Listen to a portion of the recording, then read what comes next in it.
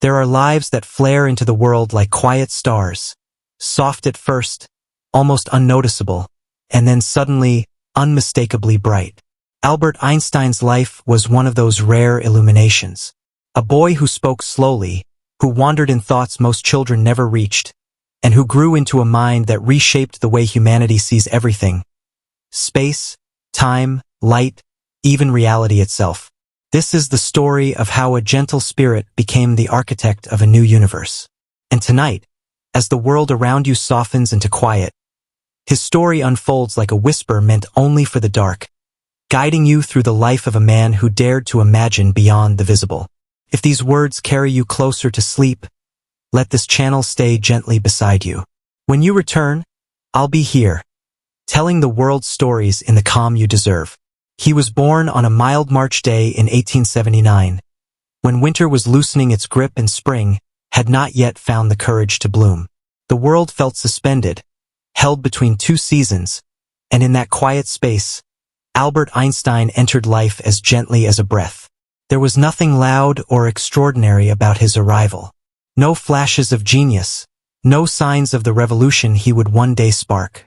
Just a calm infant with wide, observant eyes, taking in a world that seemed too bright, too noisy, too hurried for him. People would later describe him as slow, shy, cautious, as though his spirit needed more time than others to settle into the rhythms of life. Yet from the very beginning, he was listening more deeply than anyone realized. In his early years, Albert did not speak quickly. Words came to him like shy travelers, arriving only when they were ready. His parents worried, wondering if something was wrong, but there was nothing wrong at all. His silence was the beginning of a lifelong habit.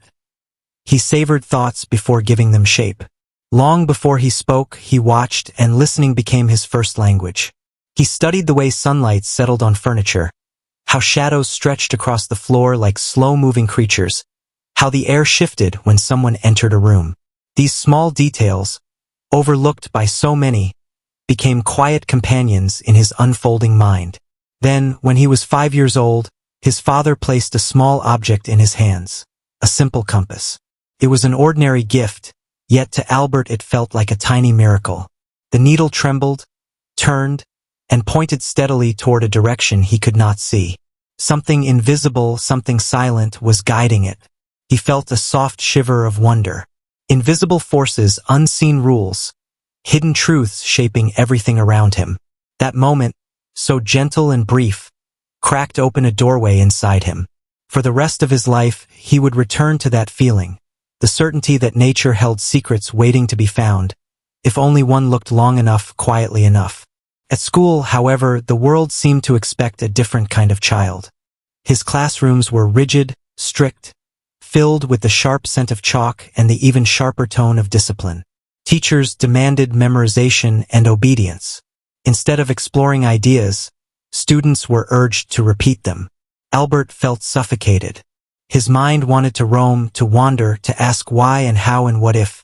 But every time he drifted into thought, a voice would snap him back into the narrow lane of the curriculum. He was not rebellious. He simply could not pretend to be captivated by answers that did not first begin with questions. Many adults mistook his quietness for laziness. Some called him slow. One teacher even told him he would never amount to anything. Those words slipped into the air like careless dust, settling nowhere near the truth. But Albert heard them. He carried them, not as wounds, but as reminders of how easily the world misjudges those who refuse to rush. His slowness was never a flaw. It was his strength, the space in which his imagination breathed. Yet he was not entirely alone in this struggle. His mother, Pauline, had a tenderness that wrapped around him like a warm scarf. She saw something in his eyes, something steady and searching. She played the violin for him in the evenings, and the music curled gently around the room, sinking into his bones. Those melodies became a second compass in his life, guiding him when the world felt confusing. Music, like the laws of nature he yearned to understand, was a pattern of invisible forces, woven together in ways that could be felt even when they could not be explained. As he grew older, Albert found comfort in numbers.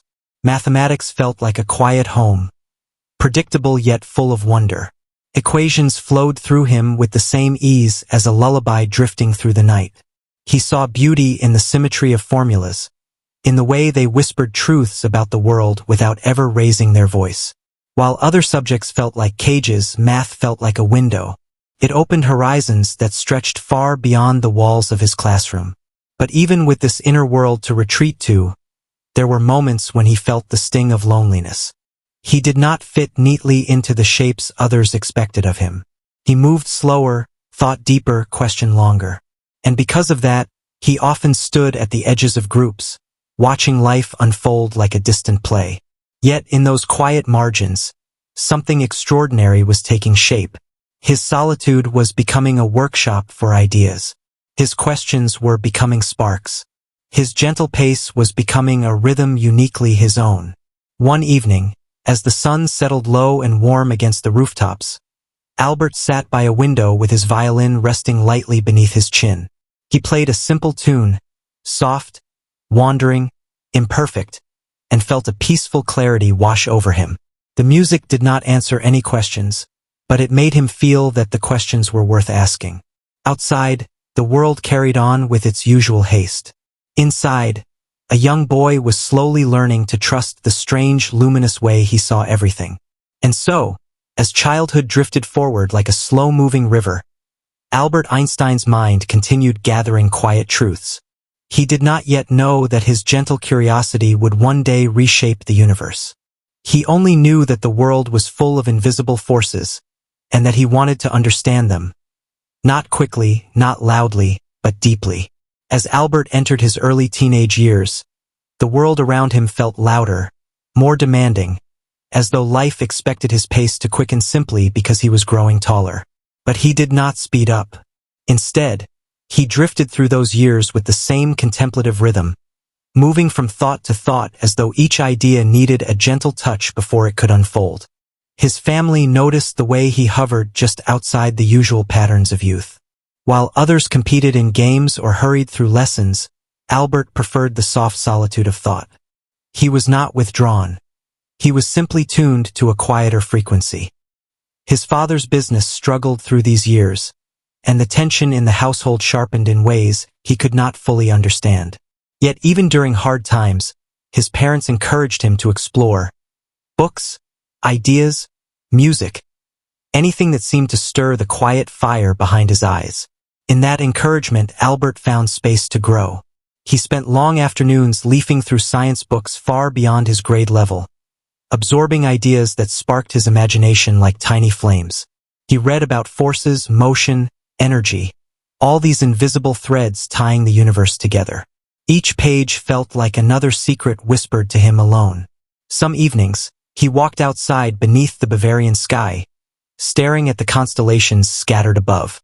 They seemed to pulse with silent meaning, as though each star held a riddle he longed to solve.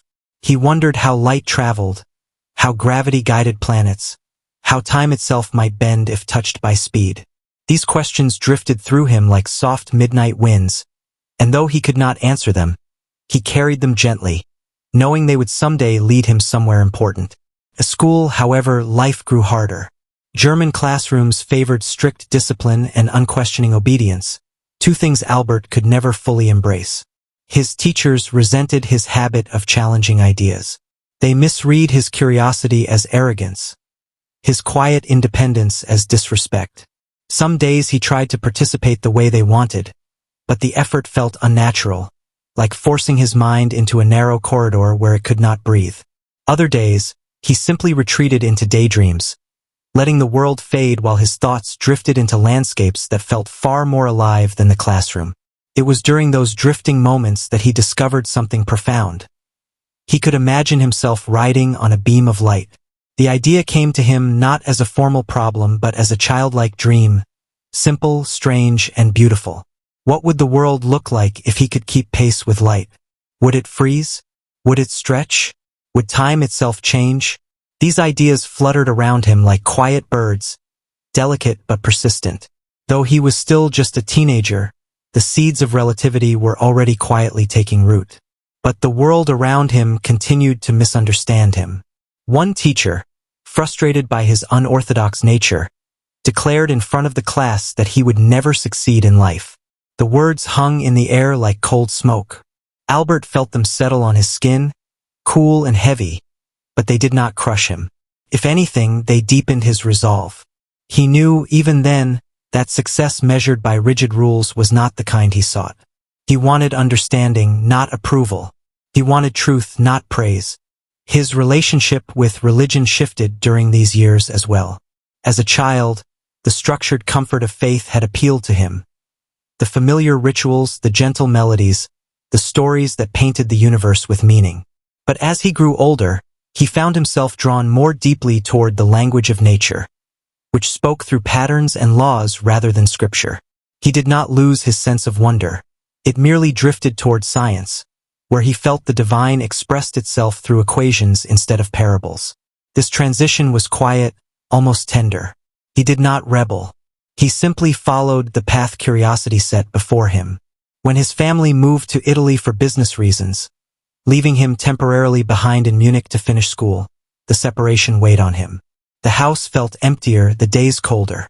He longed for the comfort of his mother's violin playing, the warmth of shared dinners, the quiet reassurance of belonging. Yet this loneliness became another turning point. Feeling unanchored, he began to question the rigid system that demanded his obedience. And he made a decision, softly but decisively, that he would not continue on a path that stifled his spirit. He left school without a diploma. To many, it seemed reckless. To him, it felt like breathing after holding his breath for too long. His parents, though surprised, did not scold him. They trusted his quiet instincts, even when they did not fully understand them. And so, Albert Einstein stepped into a new chapter of his life. Not triumphant, not rebellious, but gently certain that he needed a different kind of education, one shaped by curiosity rather than constraint. In Italy, he found the warmth he had missed. The sunlight felt softer, the streets more alive, the pace of life gentler. He wandered through markets, listened to conversations in languages that sang rather than barked, and felt something in himself relax. Yet he knew this was only a pause, not a destination. He needed a school that allowed thought to breathe, and soon he would find it. But for now, he was simply a young man standing at the threshold of possibility, holding his questions close like lanterns guiding him forward. And so, as the night around him deepened, his journey moved quietly toward its next turning point. Italy softened Albert in ways he did not expect.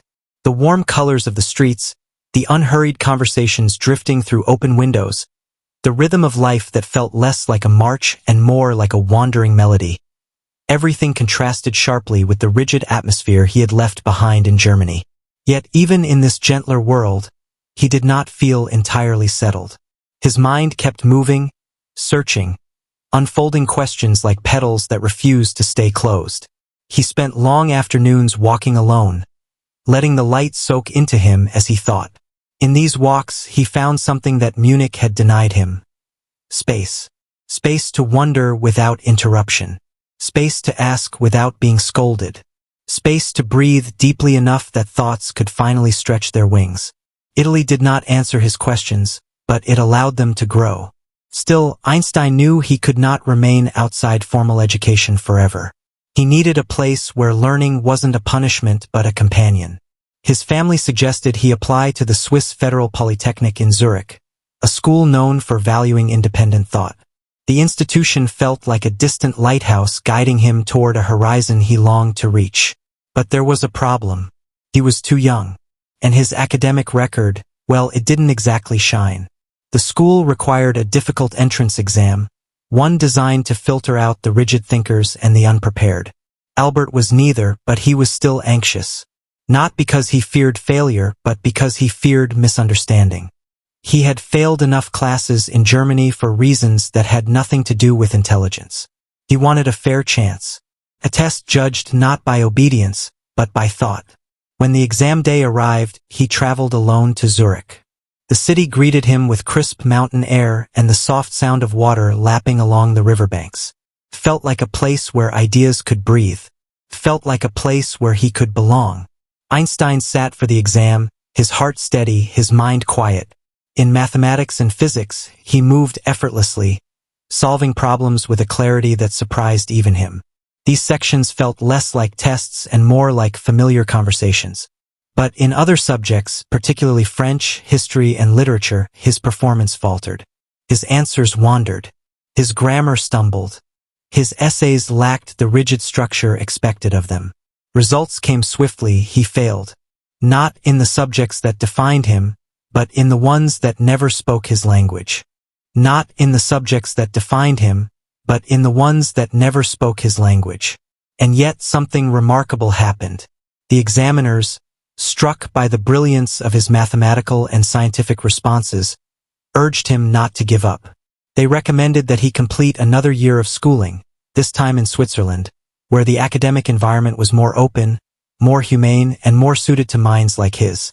So he moved again, to Aarau, a quiet town with a gentler school, one that valued imagination over obedience, one where teachers encouraged questions instead of silencing them, one where discipline felt like guidance, not domination. Aarau changed him. For the first time, Einstein felt seen. He encountered teachers who spoke to him rather than at him, who welcomed his curiosity as a strength rather than a threat. They asked him what he thought, something few adults had done before. In that simple act, the world widened. His mind relaxed. His creativity, long held like a breath behind his ribs, finally exhaled. He thrived. He spent evenings studying by lamplight, not because he was told to, but because the material called to him. He explored geometry with new affection, treated algebra like a language with its own poetry, and returned again and again to the great theoretical questions that had shadowed him since childhood. It was in Aarau that he wrote one of the earliest documents revealing his philosophy, a short essay imagining his life in the future. While other students wrote about careers or family, Albert described a life devoted entirely to the pursuit of truth and understanding. He envisioned himself discovering the deep, elegant laws that shaped the universe. It was not ambition, it was clarity. He simply understood the path his mind needed to walk. Yet even here, loneliness lingered at the edges of his days. He was friendly, but rarely close. He liked people, but he lived in his thoughts far more than in conversations. Other students admired him, but few understood him. He carried this solitude with grace, as though it were an old companion rather than a burden. During this period, his relationship with music deepened. His violin became a refuge, a place where emotions could settle without being named. When he played, the world softened. His thoughts aligned. The notes gave shape to feelings too delicate for words. Even decades later, Einstein would often say that if he had not become a physicist, he would have become a musician. The year in Aarau passed quietly, but it marked a profound shift in his life. For the first time, he had found an environment that matched the rhythm of his mind. And with that support, he did what once seemed improbable. He passed the entrance exam for the Swiss Polytechnic. Not with perfection, but with potential, brilliant, unmistakable potential. When the acceptance letter arrived, he held it in his hands for a long moment. The paper felt warm, almost alive, as though it carried the weight of every question he had ever asked, every star he had ever stared at, every idea he had ever dared to imagine. He was 16, young enough to still be shaped, old enough to begin shaping the world in return. And as he prepared to leave Aarau for Zurich, he felt something rare and powerful stirring inside him. A quiet certainty that he was finally stepping onto the path meant for him. A path lit not by approval, but by curiosity. Not by rules, but by wonder. Not by the expectations of others, but by the steady, patient glow of his own mind. Zurich welcomed Albert with a quiet confidence. A city both disciplined and alive, where order met creativity in a subtle, harmonious balance. The river cut through its center like a calm spine, carrying reflections of stone buildings and church towers across its shimmering surface. For Einstein, it felt both foreign and familiar, a place where he could finally settle into the person he was becoming. The Swiss Federal Polytechnic, however, was nothing like the gentle school in Aarau. It was demanding, precise, rigorous in ways that left no room for drifting thoughts. Here, brilliance was not a novelty, it was expected. The students were older, sharper, already shaped by years of disciplined study. Einstein entered their world like a quiet storm, unassuming but charged with something unmistakable. He quickly realized that his strengths and weaknesses became sharper here. In mathematics and physics, he soared. Equations unraveled before him, as though they were secrets he had always known but had simply forgotten to write down. Concepts that left others puzzled sparked in his mind with a clarity that felt almost instinctive. He loved it, not for the praise, but for the way the universe seemed to reveal itself piece by piece. But in other subjects, especially those requiring memorization of rigid structures, he continued to struggle. He found lectures tedious and often skipped them, preferring to learn through direct thinking rather than passive listening. This frustrated some professors, who mistook his independence for laziness or disrespect. One professor in particular, Heinrich Weber, dismissed Albert's unconventional approach. Though Einstein admired Weber's foundational work, he found his teaching outdated, locked in ideas that no longer matched the evolving world of physics. And Weber, in return, found Einstein infuriating. The tension between them grew quietly, like a storm forming behind a calm sky. Weber dismissed Einstein's questions. Einstein stopped attending his lectures. In a school where professors often guided students into research positions or careers, this silent conflict would have consequences that stretched far beyond the classroom. But at the time, Einstein felt too restless to conform, too compelled by curiosity to pretend obedience. Yet there were bright places in this new world. One of them was Mileva Maric. She was the only woman in his program, and she carried herself with the strength of someone who had fought for every inch of space she occupied. Mileva had traveled from Serbia, overcoming obstacles simply to stand in the same classroom as the men who doubted her. Einstein respected her immediately, not out of politeness, but because he recognized in her the same fierce curiosity that moved through him like a constant pulse. Their conversations were electric. They debated theories late into the night, walking through Zurich's quiet streets until the lamps flickered out. Einstein found in her a mind that could challenge his own, sharp, intuitive, unafraid of big questions. Their connection deepened not through romance at first, but through shared hunger for understanding. In Mileva, he found not just a companion, but a mirror, someone who reflected his ideas back to him with clarity and force. And yet, even with companionship, Einstein's academic life remained difficult. His professors wanted discipline. He wanted exploration. They valued order. He valued curiosity. They expected deference. He offered questions. As semesters passed, Albert's grades reflected these tensions. Brilliant in physics, average in mathematics, and often poor in subjects he deemed irrelevant, his record became uneven, like a wild landscape of peaks and valleys. Other students followed the rules, cultivated relationships with their teachers, and earned recommendations that opened doors to careers in academia or industry. Einstein, meanwhile, drifted further from the system's expectations. He spent more time studying advanced topics independently than attending lectures. He read papers far beyond the curriculum. He scribbled equations in margins, on scraps, on anything that would hold ink. Ideas came to him at odd hours, on walks, in cafes, while tuning his violin. His mind refused to follow straight lines. It moved in arcs and leaps, connecting concepts across fields in ways that few could follow. But the consequences of his independence would soon become real. Assistantships, prestigious positions that often served as gateways into scientific careers. The professors supported the students they liked, the ones who listened, attended, nodded politely, followed instructions. Einstein was not one of them. His reputation as a gifted but unruly thinker overshadowed his brilliance. Weber, still irritated by his absence from lectures, offered no support. Others, uncertain of how to evaluate a mind so unconventional, held back. When the list of recommended graduates was posted, Einstein's name was not on it. He stood in the hallway staring at the paper, his pulse steady, his face calm. But inside, a quiet ache settled. Not anger, not shock. Something gentler, something like resignation. He had always known that the path he walked was different. Now he understood its cost. With no job lined up and no prospects waiting, Einstein lived in a small, cramped apartment, sending letters everywhere: universities, laboratories, schools, any place that might need a young physicist. He received rejection after rejection, sometimes no answer at all. Zurich, once full of promise, now felt cold.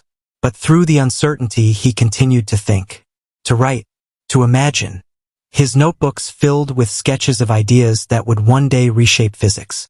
But in that moment, they were simply the private thoughts of a young man the world had overlooked. Yet every great story has a moment when the world fails to recognize genius just before genius reveals itself. For Einstein, Zurich was that crucible, a place that sharpened him, challenged him, humbled him, and prepared him for the transformation that was coming. A turning point approached quietly, as so many things did in his early life. A letter from a friend, a small opportunity, a path that would open in the most unlikely of places, the Swiss patent office. But before destiny arrived, Einstein stood at the edge of uncertainty, unemployed, unrecognized, and unsure. And yet, in the privacy of his thoughts, something remained steady. The questions still burned. The ideas still lived. The light still called. And that quiet fire would carry him forward. Bern was not a city of grand ambitions. It was gentle, almost shy, with its stone arcades and slow-moving trams, a place where life drifted with steady calm. When Albert Einstein arrived there in 1902, carrying worn letters of rejection and a heart tired from uncertainty, he had no idea that this modest town, this soft-spoken place, would become the cradle of one of the greatest intellectual revolutions in human history. He was 23, newly responsible for supporting himself, and still waiting for the world to notice what glowed quietly inside him. But instead of a university position, instead of a laboratory or research grant, he found work in an unexpected corner of the city. The Swiss patent office, a nondescript building on Speichergasse that smelled faintly of ink, paper, and dust warmed by afternoon sun. His job title was simple: technical expert, third class. To many, it would have felt like failure. To Einstein, it felt like a beginning he couldn't yet understand. The office was quiet, structured, predictable, everything his mind had never been. And strangely, he found comfort there. His desk was small, tucked beneath a tall window that let in long columns of soft light. The work was steady, examining inventions, evaluating mechanisms, judging ideas that arrived on paper but wished to come alive. From morning to dusk, he read through other people's dreams, machines that promised efficiency, precision, progress. Some were brilliant, some flawed, many forgotten. But even the flawed ones fascinated him. Every design contained an idea, and every idea was a doorway. As he studied them, something inside him awakened. The steady rhythm of the patent office gave his mind space to wander, to slip between the lines of mechanical diagrams and into the deeper questions humming beneath them. He called the patent office his worldly cloister. And in many ways it was exactly that. A retreat, a quiet sanctuary where the noise of expectation fell away. No professors judged him. No rigid classrooms confined him. He had time, precious, uninterrupted time, to think freely. During slow afternoons, when the office hummed with the soft scratch of pens and the distant echo of footsteps in the corridor, Einstein would slip into thought experiments. He imagined elevators falling through empty space, clocks ticking differently at the edges of speed, and beams of light racing beside him across the sky. His co-workers found him unusual but gentle. He arrived with hair slightly tousled, clothes sometimes mismatched, and eyes bright with ideas that had nothing to do with the designs laid before him. But he worked diligently, carefully. He respected the logic of the inventions he reviewed, even when his mind yearned to leap beyond them. Outside the office, life was modest. He and Maliva struggled financially, often counting coins before purchasing groceries or coal. Their apartment was small and drafty, with creaking floors and a stove that sputtered on cold mornings. Yet in those cramped rooms, the world of physics stretched vast and limitless. At night, after the lamps were lit and the city settled into its gentle evening hush, Einstein would open his notebooks and begin to write. The pages filled with questions, quiet, insistent questions that had followed him since childhood. What was the true nature of time? How could light behave both as wave and as something more mysterious? Why did the laws of motion seem incomplete, as though holding their breath for a deeper truth? Sometimes he paced the room while thinking, his steps soft but restless. Other times he pressed his violin beneath his chin and let music guide the movement of his thoughts. Notes drifted through the apartment, tender and searching, as if he were speaking to the universe in a language older than words. His mind, once scattered by the pressures of academia, now sharpened with surprising clarity. The routines of the patent office grounded him. The quietness of Bern soothed him. And in that stillness, the universe began to whisper. Friends occasionally visited, filling the apartment with laughter and debate. They formed a small gathering called the Olympia Academy, a playful name for their circle of thinkers who met late into the night. Over cheap wine, they discussed philosophy, physics, and the riddles of existence. Einstein cherished those evenings. They lit a warmth inside him that relieved the solitude of his long days. But beneath everything, beneath the conversations, the inventions, the violin music, was an idea forming so slowly, so delicately, that even he did not yet grasp its full weight. He was beginning to see time not as a fixed river but as something relative, elastic, dependent on speed, on motion, on perspective. A quiet revolution stirring beneath the routines of an ordinary job. In those years, nothing about his life suggested greatness. He was a young clerk earning a modest wage, a husband trying to build stability, a thinker without a platform or mentor. And yet the universe was gathering around him like a story waiting to be told. Like a story waiting to be told. Sometimes, on his walk home from the patent office, he paused by the Ara River, watching the water slip beneath the bridges in smooth, steady currents. The river reminded him of time, constant, flowing, familiar. But he sensed that beneath its surface, a deeper truth moved silently, waiting to be discovered. And in the quiet heart of Bern, with ink-stained fingers and a head full of questions, Albert Einstein stepped ever closer to the year that would change everything. A year when ideas would pour from him like a sudden, brilliant flood. A year history would one day call his miracle year. The winter of 1903 settled gently over Bern, softening rooftops beneath layers of pale snow. The city felt quieter than usual, as though the world itself were taking deeper breaths. For Einstein, these winters carried a strange, almost sacred stillness. He would walk to the patent office with his collar pulled high, watching the icy breath drift from his lips like small ghosts dissolving into morning air. Each step felt like a moment suspended between two worlds. The ordinary life he lived, and the extraordinary ideas forming quietly inside him. Life was not easy. His salary was small, and money slipped away faster than he could earn it. He and Maliva stretched every franc, cooking simple meals and wearing clothes until the fabric thinned.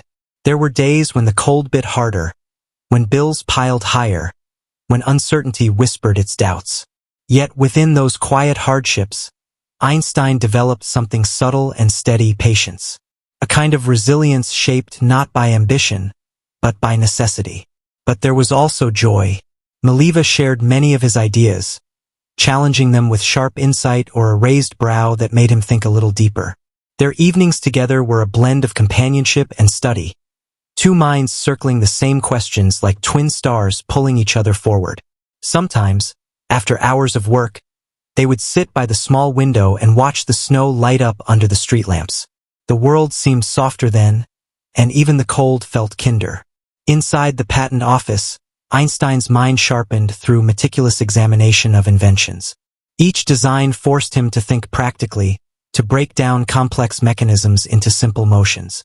He learned to see the world in gears and forces, in patterns and principles. Unbeknownst to him, this practice was strengthening the way he approached physics. Every document he reviewed became a quiet exercise for his reasoning, building discipline where chaos had once ruled. But the true transformation was happening in the invisible spaces, those moments between tasks, when thought could drift freely. Einstein carried notebooks everywhere, small and worn, filled with equations and sketches that captured the flicker of ideas before they disappeared.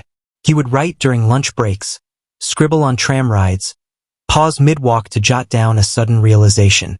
Colleagues sometimes noticed his distant gaze and smiled politely, unaware that behind those quiet eyes, the foundations of classical physics were being gently questioned. Einstein wasn't trying to overturn anything. He was simply trying to understand the world with honesty, stripping away assumptions until only truth remained. In early 1904, he began exploring the nature of light with renewed intensity. Light had always fascinated him. Its speed, its mystery, the way it refused to behave like anything else in nature.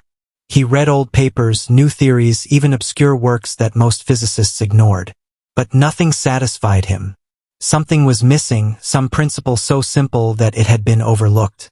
He often returned to a childhood dream, riding alongside a beam of light. What would he see? What would change? That simple, poetic daydream now grew into a serious, meticulous pursuit. He considered clocks moving at different speeds, observers drifting through space, signals racing across the cosmos. In his imagination, he dismantled time and space, examining them like the inner gears of a watch.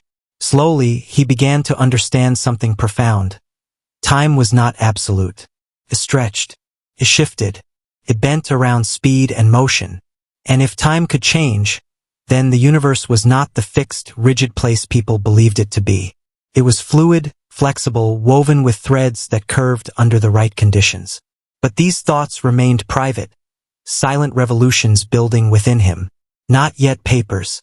Not yet theories. Only whispers of possibility.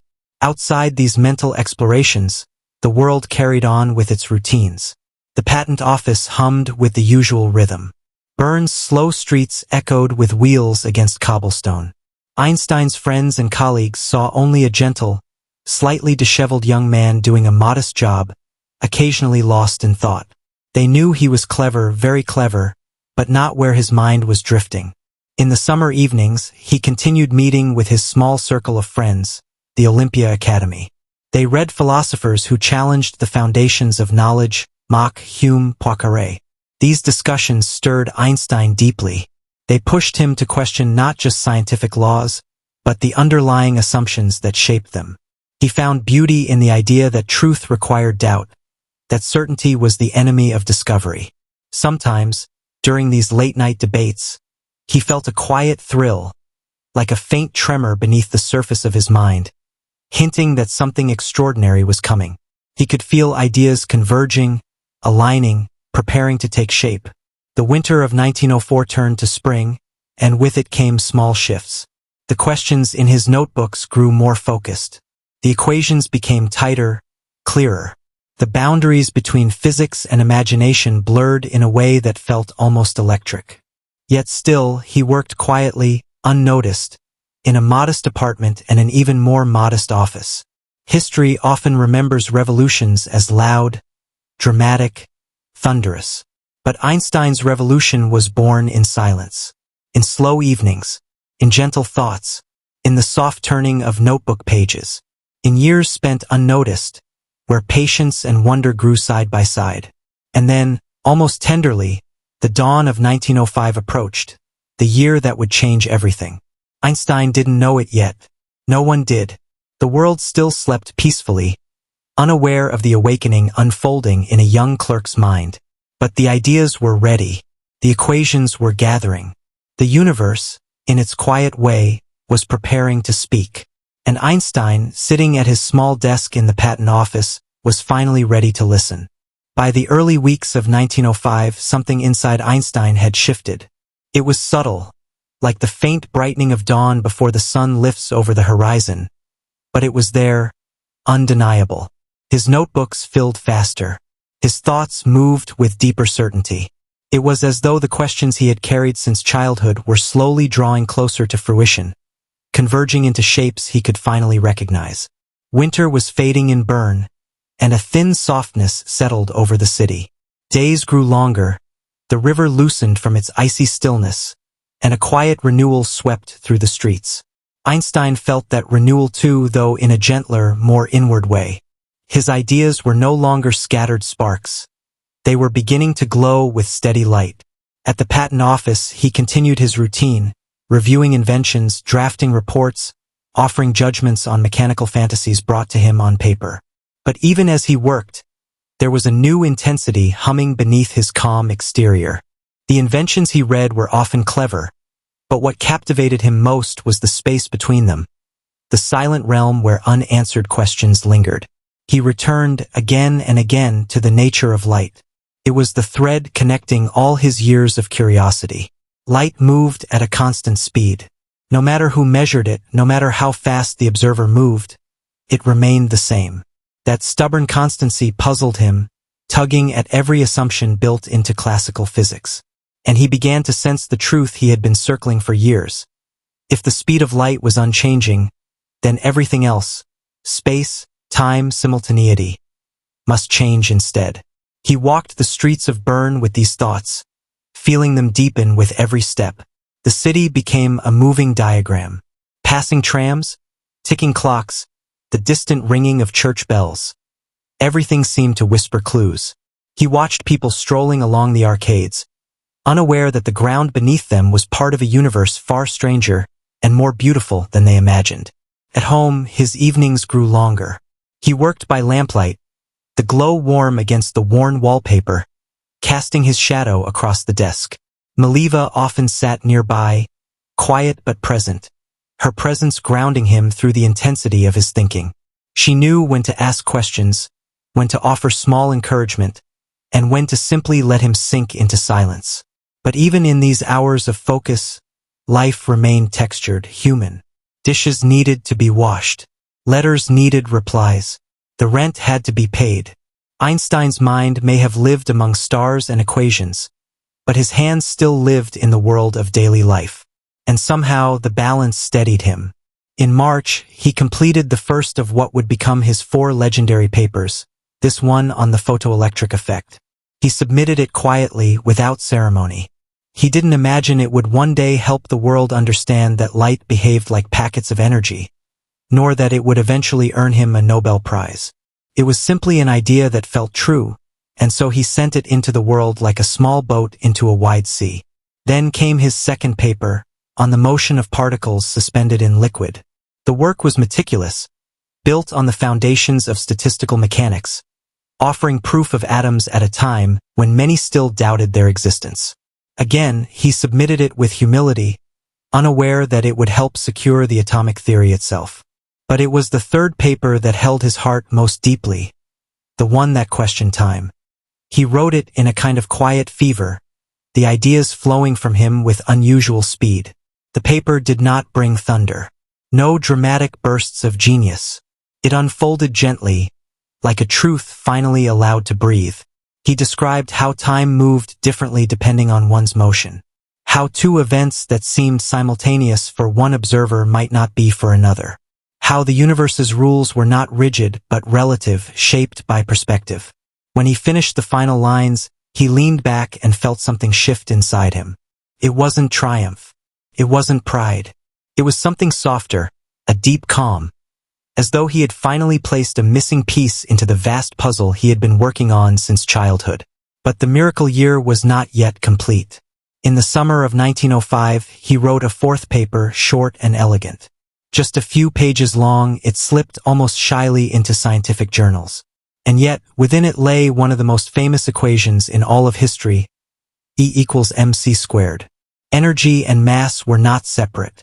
They were deeply intertwined, like 2 forms of the same essence.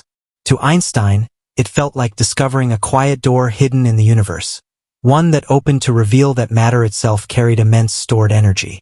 A truth so profound, so delicate, that he wrote it with the gentleness of someone handling something sacred. Throughout that year, no crowds gathered. No professors congratulated him. No headlines announced the brilliance unfolding in Bern. Einstein remained a third-class clerk, walking to work each day, reviewing inventions, paying bills, making tea, rocking his infant son to sleep. And yet, in silence, he had reshaped the world. When autumn arrived, painting Bern in soft amber light, Einstein finally paused.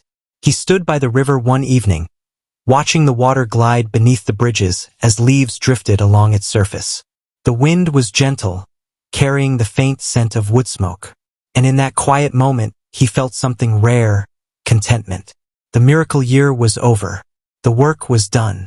The world had not yet caught up. But he knew, deep within, that his life had changed.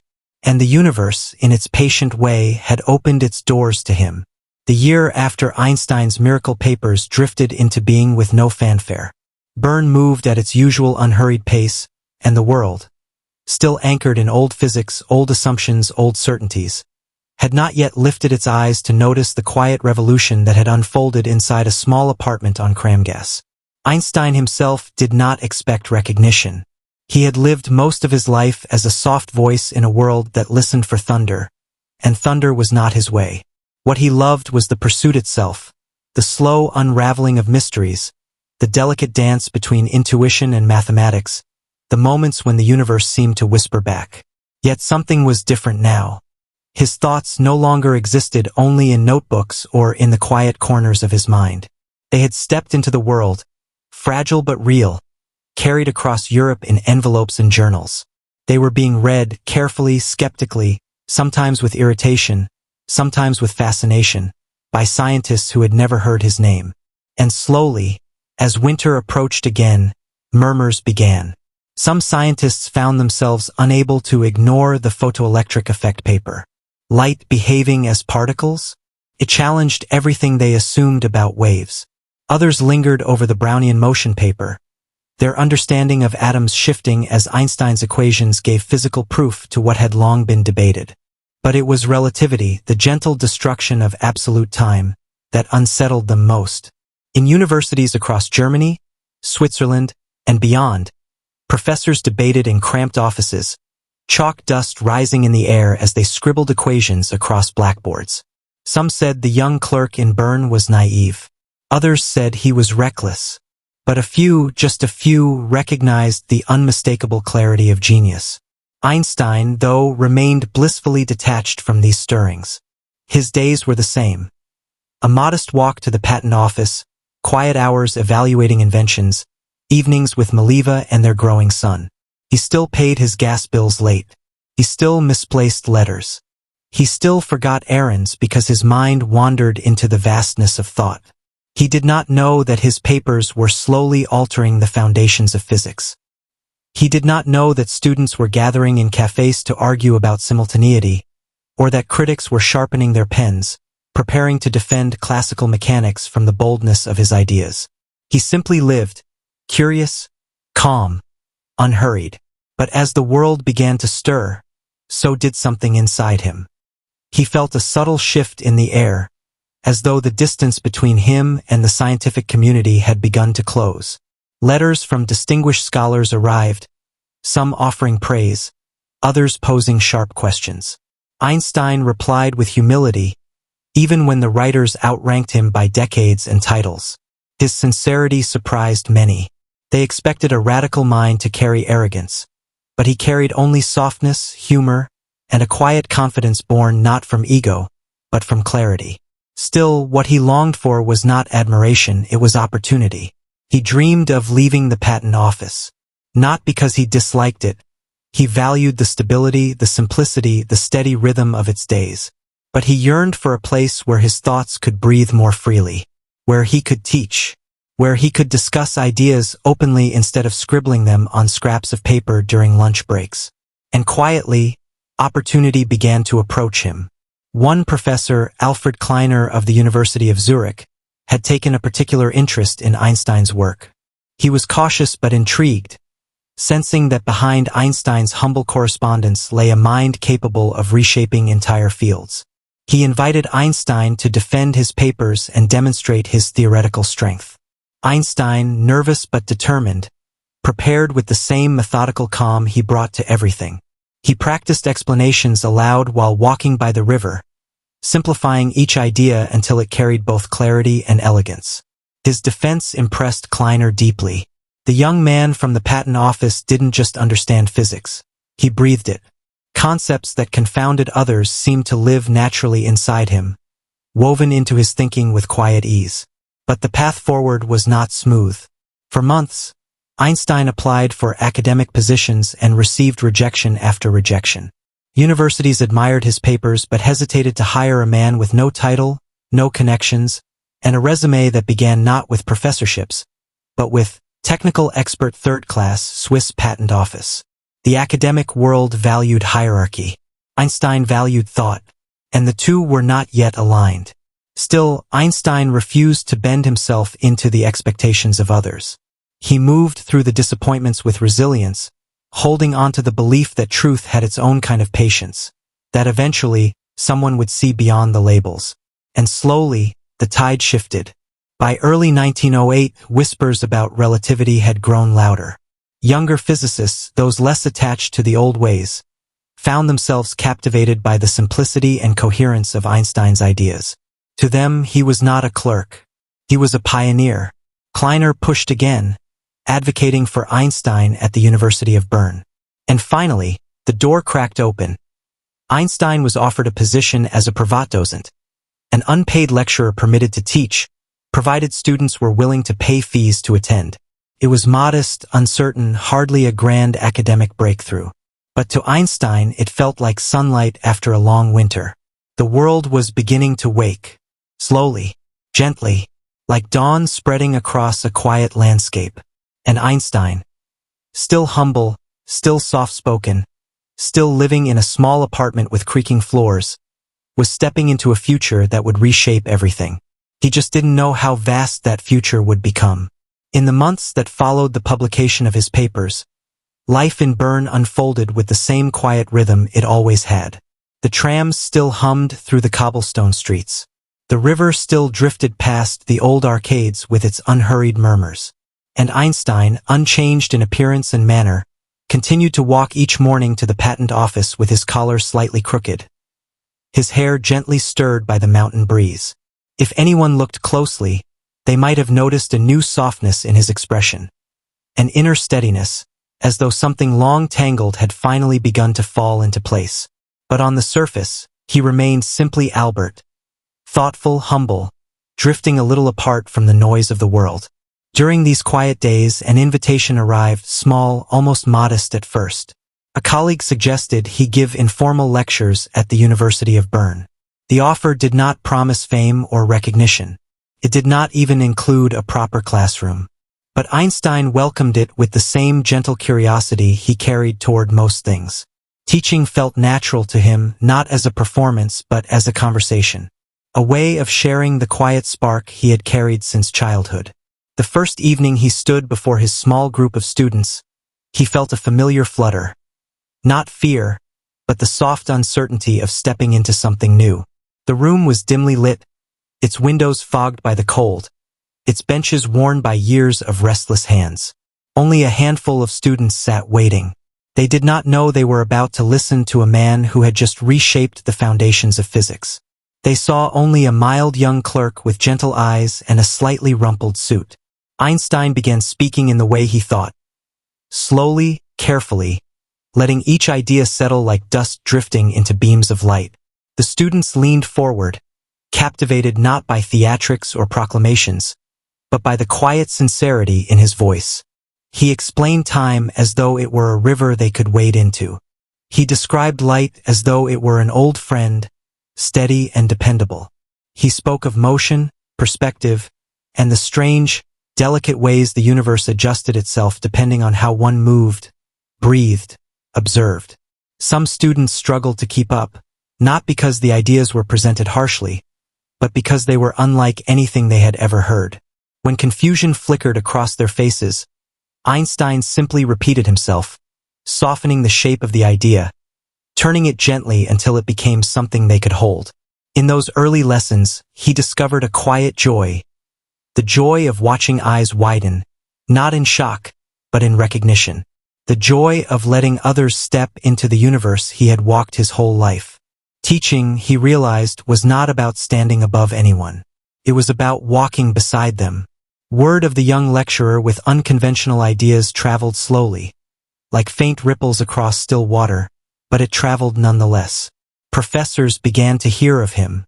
Letters arrived from distant scholars, some puzzled, some delighted, some unsure what to make of his theories. And though many dismissed his papers at first, Others sensed something unusual, something profound hidden beneath their gentle sentences. As winter faded and the first signs of spring brightened Bern, an official invitation finally came, this time from the University of Zurich. They offered him a position as a professor. There were no grand ceremonies, no crowded announcements, no sudden applause. Just a letter written in formal script, folded neatly in an envelope. Einstein held it for a long moment before opening it. His hands were calm. His breath was steady. He had never sought titles or prestige, but the offer carried something deeper, a sense of belonging, a recognition that his quiet path had begun to find its place in the world. When he arrived in Zurich, the city felt different from Bern. Brighter, more energetic, its streets humming with academic life. Students carrying books hurried through narrow lanes. Professors debated beneath archways.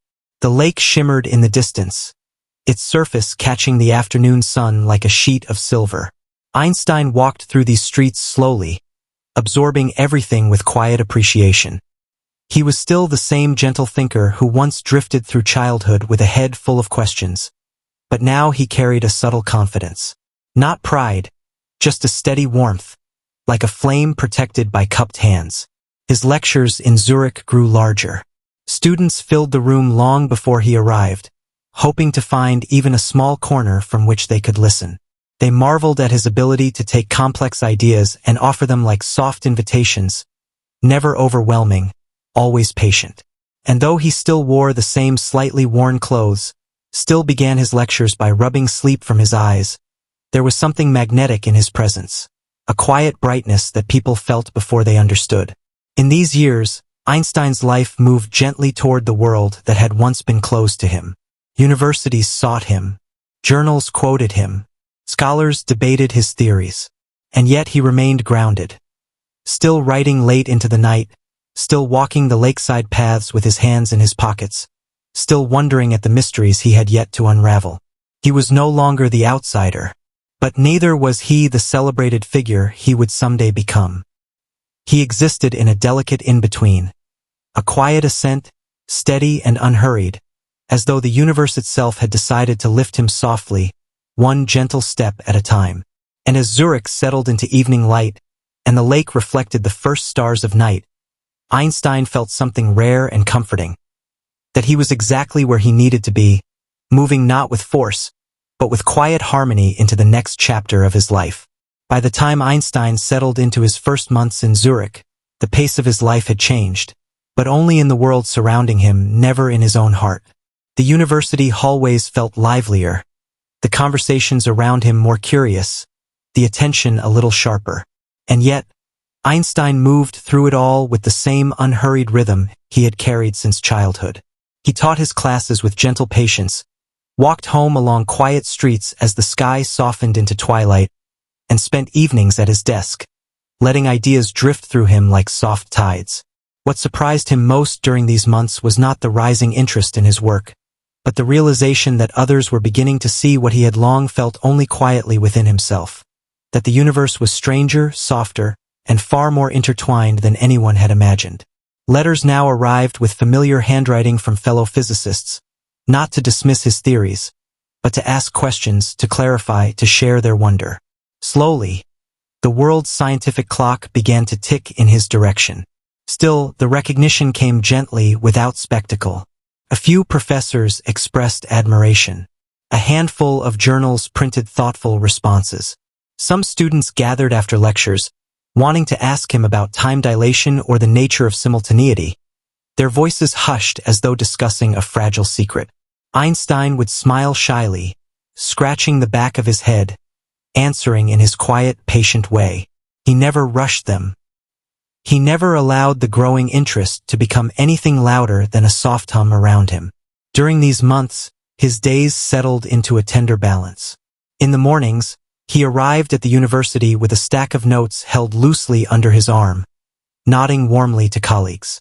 In the afternoons, he lingered in his office, writing to old friends, scribbling equations in the margins of letters, or letting his thoughts rest for a moment as he watched clouds drift beyond his window.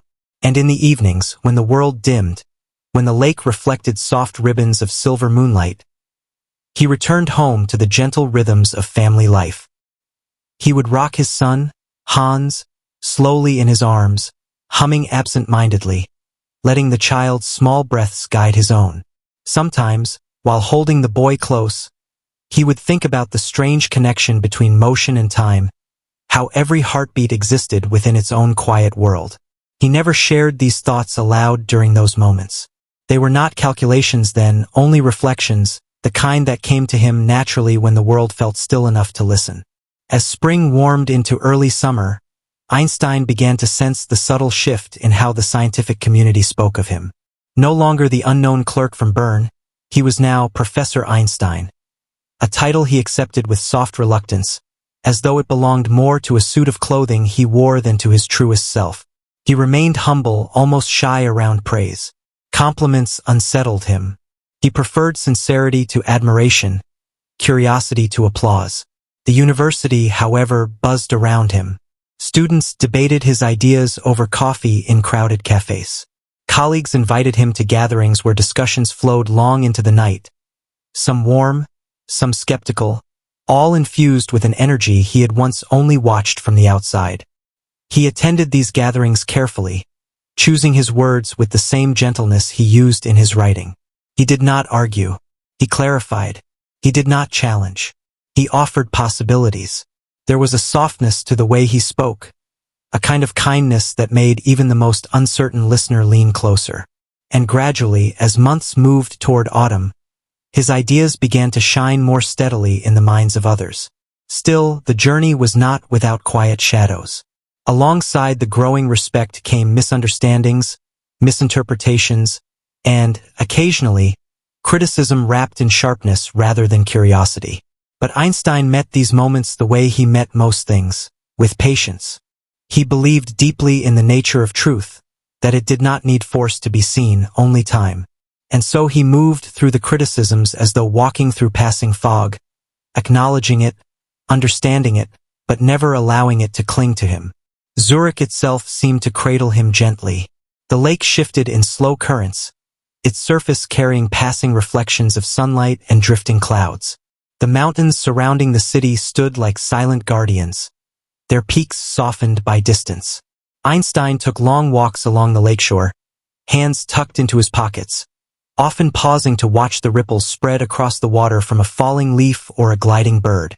These walks grounded him.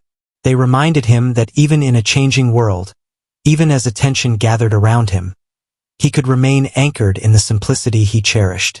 The stillness of nature gave him clarity, a quiet space where ideas could rise without urgency.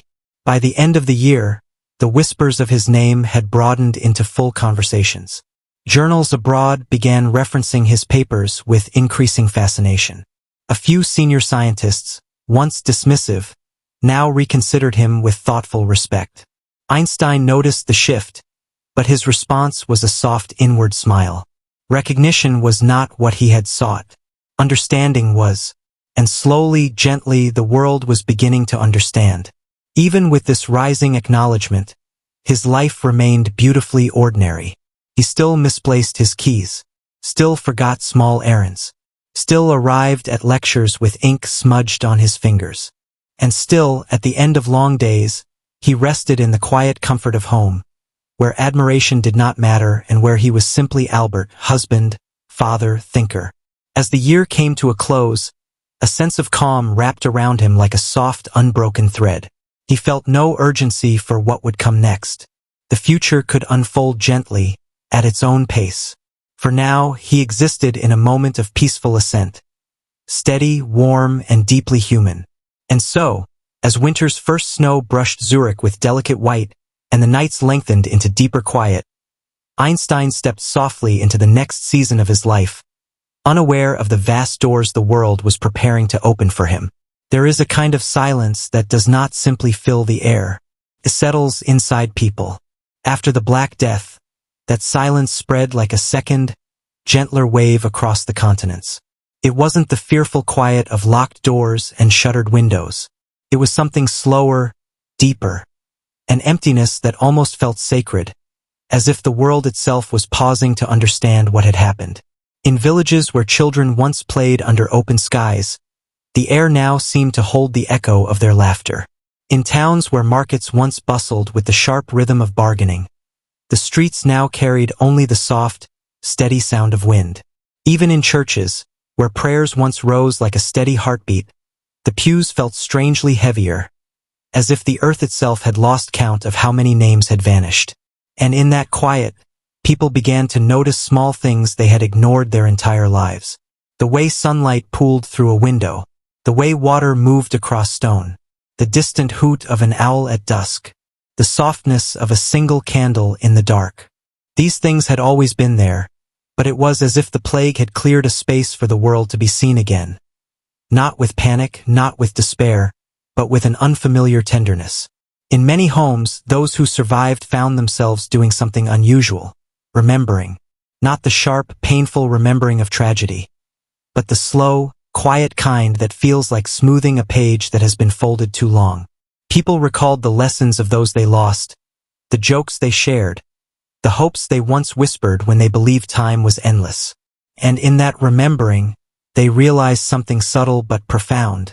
Life was no longer something happening around them. It was something they were now aware of. The plague had taken away so much: families, certainty, routine. But in that devastation, it had also stripped away the illusions people once lived inside. The illusion that tomorrow was promised. The illusion that traditions were unbreakable. The illusion that hierarchy and power were fixed like the stars. And so the survivors, without meaning to, became students of the silence.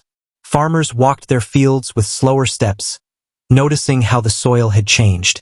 Mothers held their children with a softness they didn't know they had. Workers, once ignored, realized they weren't invisible anymore. Priests, who had once preached with the weight of authority, now spoke with more humility, because they too had learned how fragile a life truly was. In this new world, something remarkable began to happen. People began listening to each other. Not in the hurried, distracted way people speak when life feels crowded and routine, but truly listening. Neighbors checked on neighbors not because it was expected, but because they genuinely cared. Communities rebuilt not out of obligation, but out of quiet gratitude for those still here. And families gathered at night, not to mourn, but to sit in the presence of one another, aware that this simple act was once something they took for granted. Even kings, bishops, nobles, those who lived behind stone walls, felt this shift. They had watched their authority tremble during the plague, and now they realized something more unsettling. People were beginning to think for themselves, to question, to evaluate, to see the world not as it was handed to them, but as something they could shape with their own hands. And yet, despite these shifts, there was no rebellion in the streets, no great manifesto, no declarations, just a quiet awakening, a sense, almost whispered, that life could be lived differently. Fields were reorganized, businesses formed where none existed before, roads were repaired not by decree, but by cooperation. Families taught their children to read, something reserved only for the fortunate few before. And for the first time, ordinary people began to imagine a future that was theirs to craft. It wasn't loud. It wasn't sudden. It wasn't dramatic. It was human. The world, once shattered, was stitching itself together with gentler hands. And as months became years, and years quietly settled into decades, people would look back at this strange, fragile period and realize that something extraordinary had happened. In losing so much, humanity had rediscovered itself. Not the grand, heroic version found in legends, but the soft, steady kind found in ordinary days, in shared meals, in open doors, in simple acts of kindness, in the decision to keep going not because life was certain, but because it was precious. This was the silence that taught humanity how to listen. And slowly, quietly, the world began to move again. Fame did not enter Einstein's life with noise. It arrived softly at first, like distant thunder. Felt before it was heard, sensed before it was understood. He had never chased it, never dreamed of it, never imagined a world in which his face would appear on newspapers or his name would echo through lecture halls across continents. He simply followed the thread of curiosity, step by step, question by question, idea by idea. But the world had begun to change, and the ripples of his 1905 papers were growing larger with each passing year. By 1919, those ripples surged into waves. That year, the world watched the sky. Astronomers, dispatched to distant corners of the globe, waited for a total solar eclipse. Their telescopes aimed not at the sun itself, but at the stars that would appear around it, stars whose light would bend, ever so slightly, as they passed near the sun's gravitational field. Tiny shift, a fragile distortion, a whisper of the universe's deeper workings. And when the eclipse ended, the results were clear. The stars had moved. Einstein was right. Relativity, once a strange, abstract idea written by an unknown clerk, had revealed a truth hidden in the fabric of space itself. When the news spread, the world erupted. A new scientific revolution. Newton overthrown. Einstein's theory triumphs. Headlines burst across front pages. Photographers sought his face. Journalists crowded his door. Lecturers quoted his work with breathless admiration. Suddenly, the quiet thinker from Bern was a global figure. A symbol of genius, a mind whose ideas reshaped the sky. But fame, like gravity, carried its own weight. Einstein bore it with the same gentleness that had colored his entire life. He smiled shyly during interviews, spoke softly at banquets, laughed at the attention he found both amusing and bewildering. When asked how it felt to be celebrated, he replied with a warm half-smile. It is somewhat like being a stuffed bear, looked at, admired, and placed upon a shelf. He did not crave admiration. He craved understanding. And understanding, he knew, came slowly.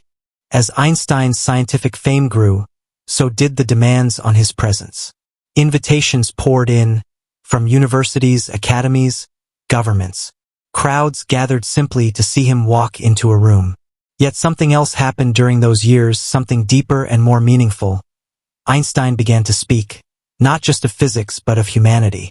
He spoke of unity, of peace, of the tenderness required to sustain civilization. Europe in the early 20th century was a continent trembling on thin ice. Old empires were crumbling. Nations were sharpening their pride like blades. Soldiers marched. Alliances twisted. The sky darkened slowly, ominously, like a storm cloud drifting toward a quiet town. Einstein saw it long before most. His voice was not loud, but it carried. He pleaded for diplomacy, for cooperation, for the fragile miracle of peace. He reminded people, scientists, politicians, ordinary citizens, that humanity's survival depended not on power, but on compassion. To many, this gentleness made him an outsider. To others, it made him a moral compass.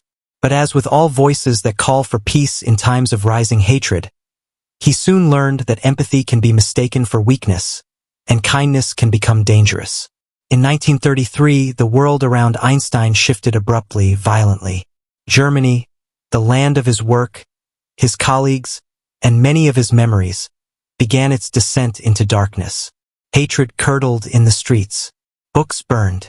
Freedoms were extinguished. New power structures rose. A machinery built on fear, division, and a chilling desire for purity. Einstein watched in sorrow as anti-Semitism, long simmering at the edges of European society, surged into brutal clarity.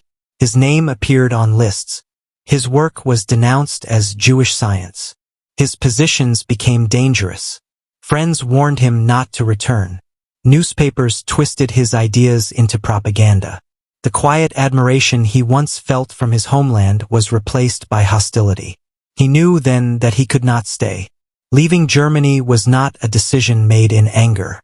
It was made in grief. A deep personal grief. The grief of a man watching a place he loved transform into something unrecognizable. He packed slowly, gently, with the care of someone folding away an old life. His departure was not triumphant. It was quiet, a soft exit into uncertain exile. As he boarded the ship that would take him away from Europe, he stood at the rail for a long while, watching the coastline fade into the horizon. He felt no bitterness, only a weary sadness, a sense of unrooting, as if a part of him had remained behind, locked within the shadows of a country now drifting toward catastrophe. America welcomed him, but even in that warmth, Einstein felt the subtle ache of displacement. He walked new streets. He heard new languages. He smiled at new faces. But the familiarity of home was gone, along with the rhythm of cities he had once known so well. Bern, Zurich, Berlin. He carried his violin everywhere, letting music serve as the bridge between past and present. Soft melodies filled the evenings of his new life, melodies that spoke of loss, memory, and quiet resilience. He worked at Princeton, guiding young scientists, writing, thinking, teaching with the gentleness that had always defined him. His office became a sanctuary of calm, a place where ideas floated like dust in the warm afternoon light. Though the world knew him as an icon of genius, Einstein lived simply. He wore well-used sweaters. He walked barefoot in the halls. He wrote with pencils worn nearly to the wood. And in those modest human habits, there was something beautiful. A reminder that brilliance does not need grandeur, only sincerity. Yet even in the safety of America, he felt the weight of Europe's suffering. He read the news like a man absorbing stones. He worried for friends still trapped under hatred. His heart carried the heaviness of a continent in pain. And though he continued speaking for peace, his voice now carried a deeper tremor, one shaped by witnessing what hatred could become. The older Einstein grew, the more he understood that the world was moving faster than any equation could capture. He saw nations fracture. He saw science used for both healing and destruction. He saw how deeply people longed for hope, and how easily fear could eclipse it. Yet through everything he remained steady, soft-spoken, gentle, persistent in his belief that compassion mattered, that it always mattered, especially in an age defined by conflict. Fame had come like a storm. Exile had come like a wound. But Einstein carried both with remarkable grace. He never let admiration distort him, and he never let hatred harden him. He knew the world would remember him for equations, theories, revolutions of thought.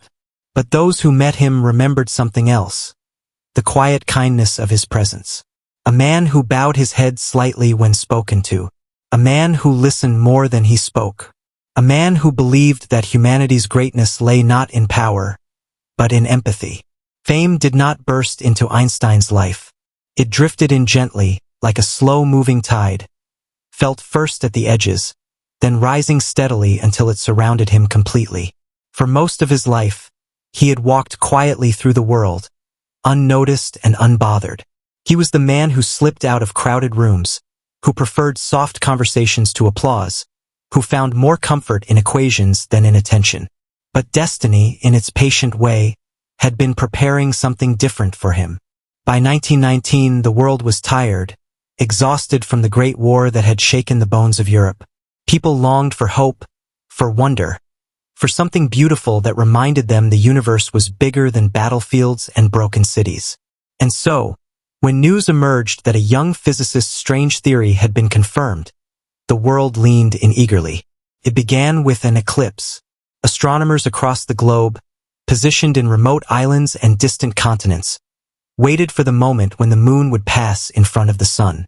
During those precious minutes of darkness, faint stars appeared around the sun's black silhouette. Their positions shifted by the tiniest margin, as their light curved through the sun's gravity. A minuscule bend, a whisper of a deviation, but enough to prove Einstein correct. Space could bend. Light could curve. The universe was more fluid, more mysterious, more alive than anyone had dared to imagine. When the measurements were announced, the news swept across the world like a warm wind after a long winter. Einstein's theory triumphs. Newton's laws revised. Revolution in science. Newspapers printed his face, those tired eyes, that untamed hair, the quiet expression of a man who still belonged more to thought than to fame. Journalists traveled across countries just for a glimpse of him. Students memorized his name with reverence. Scholars repeated his ideas with awe. Einstein watched it all with gentle bewilderment.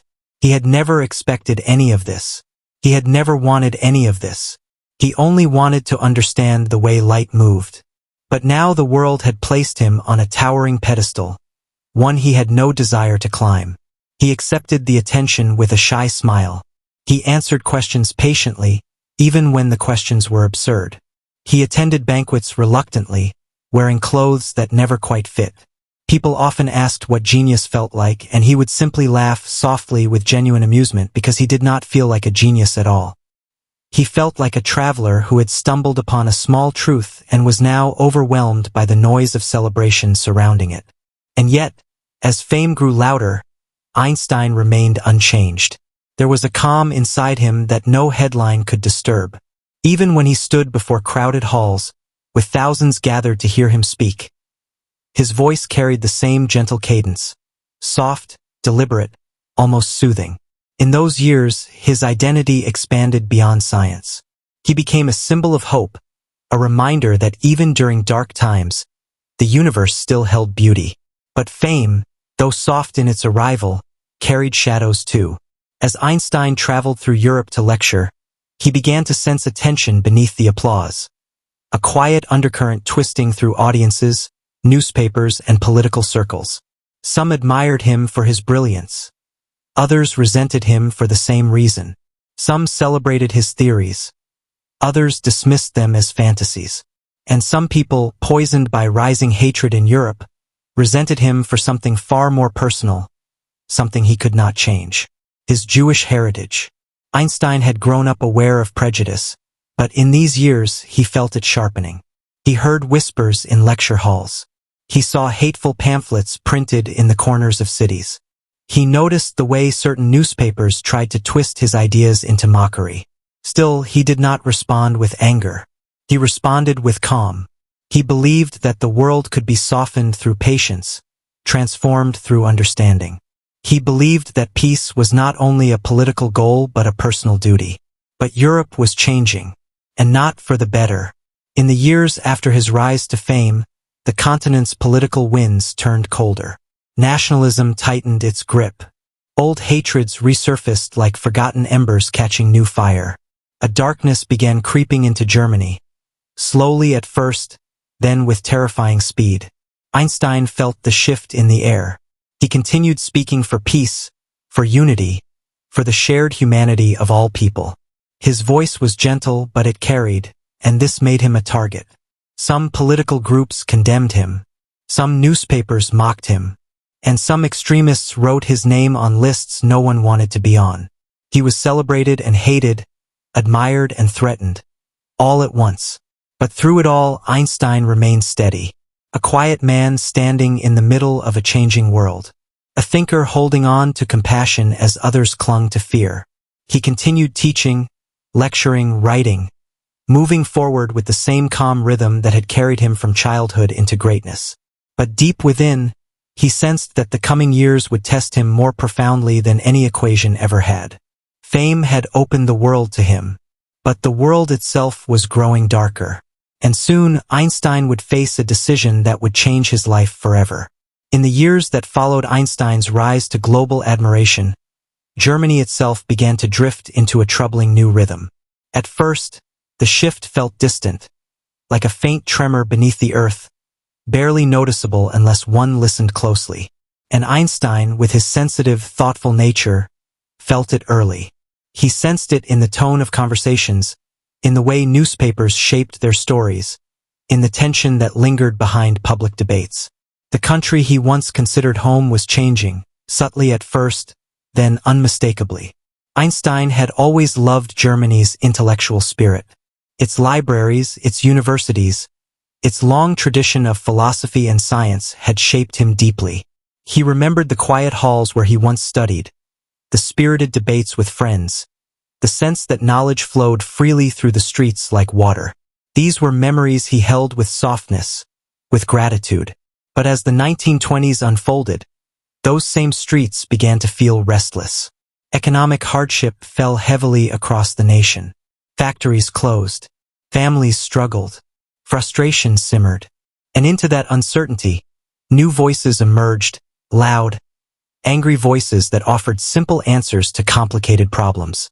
Einstein heard those voices rising, echoing through beer halls and public squares, carried by men eager for someone to blame. And as history has shown, when people search for someone to blame, they often choose the innocent. Einstein watched with growing sorrow as anti-Semitism crept into public life. Not as whispers, but as open declarations. Newspapers published hateful slogans. Posters appeared on walls. Political parties stoked fear like fire. And people who once prided themselves on culture, music, and science began to listen. Yet even as the atmosphere grew heavier, Einstein tried to hold on to hope. His nature was to believe in the better side of humanity. He continued giving lectures, speaking softly but firmly about peace, freedom, and the dignity of all people. He used his fame not to distance himself from the world's troubles, but to engage with them, gently urging others toward compassion. But compassion does not always win quickly, and hatred does not fade simply because one wise man speaks against it. By the mid-1920s, Einstein began receiving threats. Some arrived as anonymous letters, angry, bitter words written by people he would never meet. Others came in the form of public attacks from political groups who dismissed relativity not as science, but as something un-German. They condemned his ideas, his heritage, even his right to speak. Einstein handled these attacks the same way he handled most things, with calm. He did not lash out. He did not retreat. He simply continued his work, allowing truth and kindness to guide his steps. But Mileva and his close friends felt the tension more sharply. They worried about him. They urged him to be cautious. And though he smiled and reassured them gently, he, too, felt the shadow growing. Still, life was not all darkness. These years also brought Einstein a deep sense of community among fellow thinkers and artists who believed in peace. He formed friendships that warmed his days and quieted his fears. He traveled widely, visiting England, France, the United States, sharing his ideas and absorbing the world's beauty with genuine curiosity. But every time he returned to Germany, he felt the atmosphere grow heavier. Violence began to ignite in the streets. Small at first, then more frequent. People who once debated politics politely now shouted across cafes. Neighbors eyed each other with suspicion. The fragile structure of democracy trembled.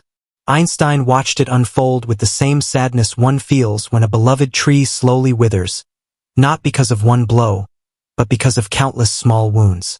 In 1930, after visiting America, he returned to Germany once more. As his train approached the station, he glanced out the window and saw posters plastered across the walls. Symbols he recognized, slogans he feared, faces he knew belonged to men who wished him harm. He knew then, quietly and deeply, that something fundamental had changed. His homeland no longer felt like home. Still, he continued teaching. He continued speaking for peace. He continued working on equations that explored the invisible threads of the universe. Science, for him, had always been a refuge, a soft, still space where hatred could not reach. But hatred was reaching everything else. In 1932, Germany moved closer to collapse. The political storm that had been gathering for years finally began to break open. Einstein felt the shift as clearly as a sudden drop in temperature. He sensed that a moment of decision was approaching, one that would require him to step away from the life he had built, the colleagues he admired, the places he cherished. The world outside was changing. One evening, as he walked along a quiet Berlin street, he paused to watch the city lights flicker against the cold pavement. The air was still, carrying the faint scent of smoke and winter. People hurried past him, wrapped tightly in coats, their faces tense with worry. In that moment, Einstein understood something with painful clarity. The country he loved was slipping into darkness, and he could not stop it alone. Soon, he would have to choose between staying in that darkening world or stepping away to protect both his life and his voice.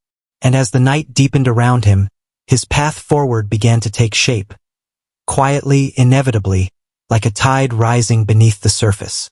There is a certain kind of silence that comes only in the later seasons of life, the kind that feels gentle rather than empty, patient rather than lonely.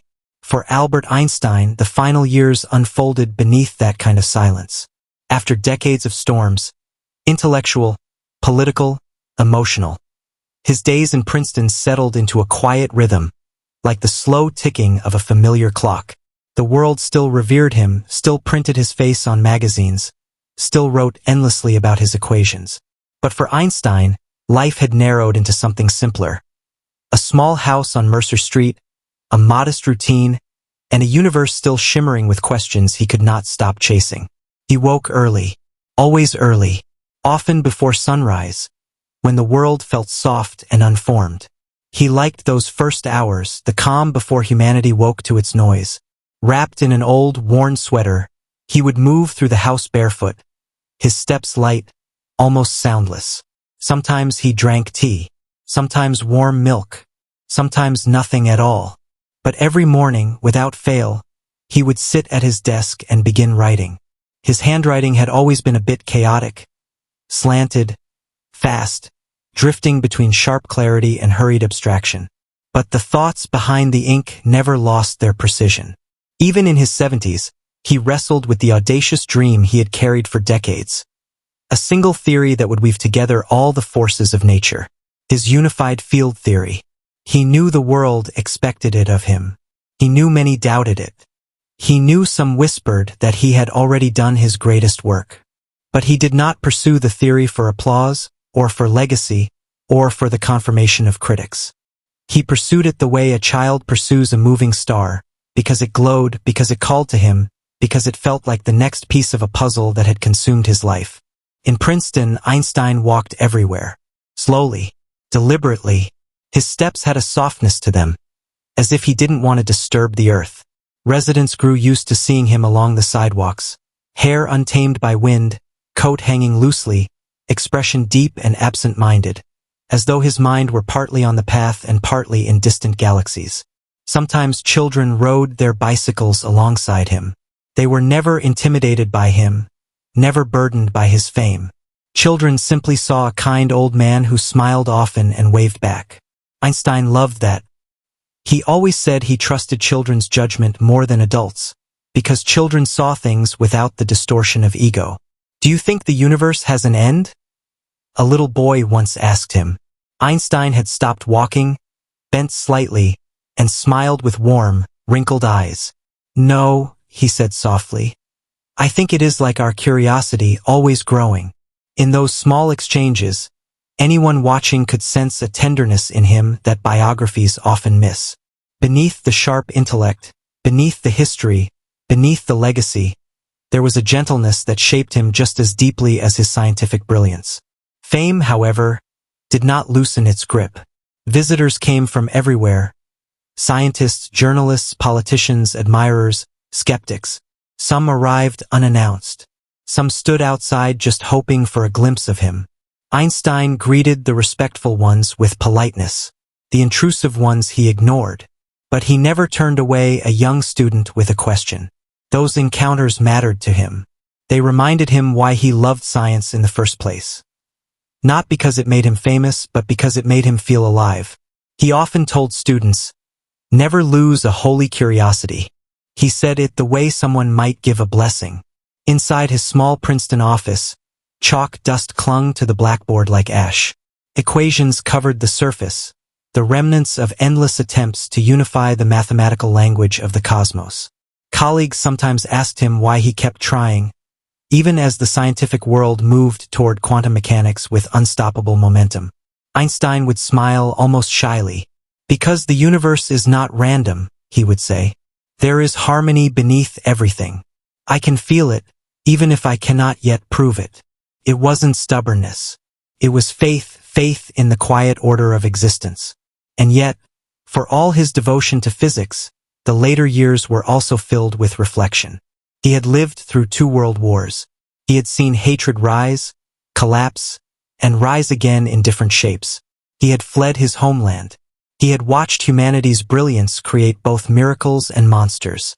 When he signed the famous 1939 letter to President Roosevelt, warning of the potential for a nuclear bomb, he did it with a heavy heart. In Princeton, the weight of that decision never fully left him. He spoke often about peace, about responsibility, about the fragile balance between scientific discovery and human morality. "I made one great mistake in my life," he confided to a friend, "when I signed that letter. But there was fear, and fear makes us all compromise.